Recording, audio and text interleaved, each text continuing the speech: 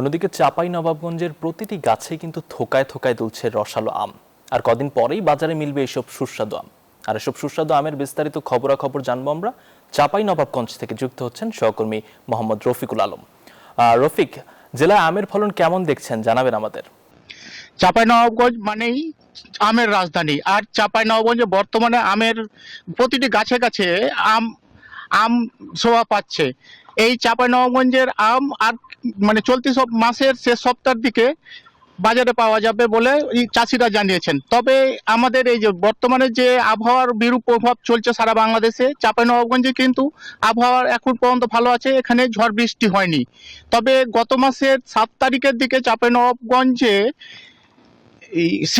প্রচুর শিলাবৃষ্টি হয়েছিল। সেখানে আমের কিছু প্রায় 5,000 হেক্টর জমির আম ক্ষতিগ্রস্ত হয়েছে। তবে শিলাবৃষ্টির পরে চাষিরা জানিয়েছেন যে আমের আমের স্প্রে দেওয়া প্রয়োজন, কিন্তু তেলের অভাবে চাষিরা স্প্রে করতে পারছেন না।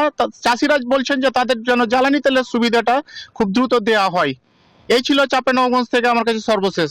ধন্যবাদ আপনাকে।